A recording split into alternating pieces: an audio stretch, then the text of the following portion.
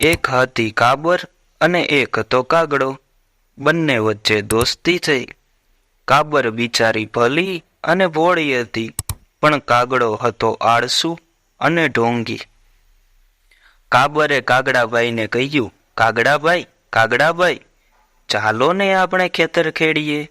દાણા સારા થયા તો આખું વરસ ચણવા જવું નહીં પડે અને નિરાંતે ખાઈશું. કાગડો કહે, બહુ સારું, ચાલો. પછી કાબર અને કાગડો પોતાની ચાંચોથી ખેતર ખેડવા લાગ્યા. થોડી વાર થઈ ત્યાં કાગડાની ચાંચ ભાંગી, એટલે કાગડો લુહારને ત્યાં તે ઘડાવવા ગયો. જતા જતા કાબરને કહેતો ગયો, કાબરબાઈ, તમે ખેતર ખેડતા થાઓ, હું હમણાં ચાંચ ઘડાવીને આવું છું. કાબર કહે, ઠીક. પછી કાબરે તો આખું ખેતર ખેડી નાખ્યું, પણ કાગડાભાઈનો પત્તો તો લાગે નહીં. એ તો પાછા આવ્યા જ નહીં. કાગડાભાઈની દાનત ખોટી, એટલે ચાંચ તો ઘડાવી, પણ કામ કરવાની આળસે ઝાડ પર બેઠા બેઠા લુહાર સાથે ગપ્પા મારવા લાગ્યા. કાબર તો કાગડાની રાહ જોઈ થાકી ગઈ, એટલે કાગડાને બોલાવવા ગઈ.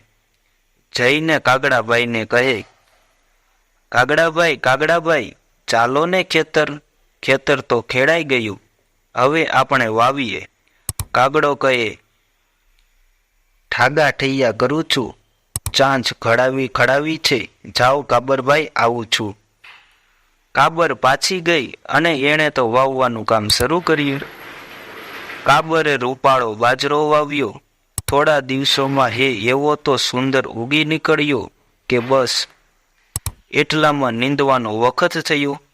વળી કાબરબાઈ કાગડાને બોલાવવા ગઈ. જઈને કાગડાને કહે, કાગડાભાઈ, કાગડાભાઈ, ચાલો ચાલો, બાજરો બહુ સારો ઉગ્યો છે, હવે જલ્દી નીંદવું જોઈએ, નહીતર મોલને નુકસાન થશે. આળસુ કાગડાએ ઝાડ ઉપરથી કહ્યું, ઠાગા ઠૈયા કરું છું, ચા ચોડી ઘડાવું છું, જાઓ કાબરભાઈ, આવું છું. કાબર તો પાછી ગઈ અને એકલીએ ખેતર આખું નીંદી નાખ્યું. કાબર તો પાછી ગઈ અને એકલીએ આખું ખેતર ખીંદી નાખ્યું. વખત જતા કાપણીનો સમય આવ્યો, એટલે કાબર વળી કાગડાભાઈને બોલાવવા ગઈ અને જઈને કાગડાને કહે, કાગડાભાઈ, કાગડાભાઈ, હવે તો ચાલો, કાપણીનો વખત થયો છે, મોડું કાપીશું તો નુકસાન થશે. લુચ્ચા કાગડાએ કહ્યું, ઠાગા થૈયા કરું છું, ચા ચૂડી ઘડાવું છું, જાઓ કાબરભાઈ, આવું છું.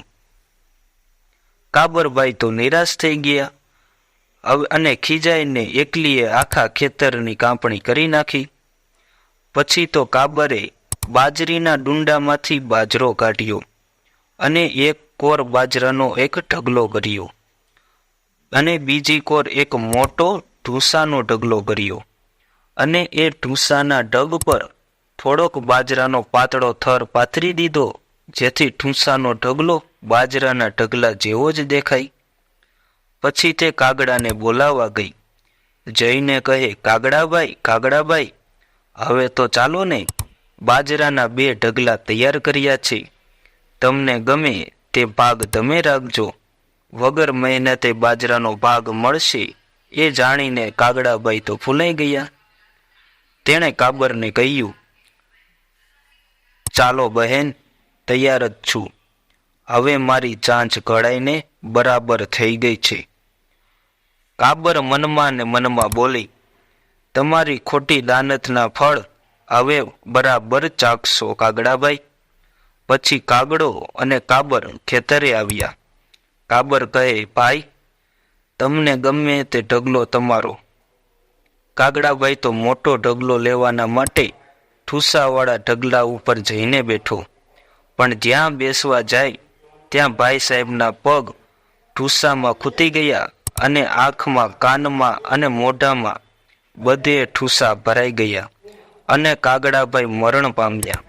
પછી કાબરભાઈએ બધો બાજરો ઘરે લઈ ગઈ અને ખાધું પીધું અને મોજ કરી. તો આ વાર્તા તમને કેવી લાગી મિત્રો?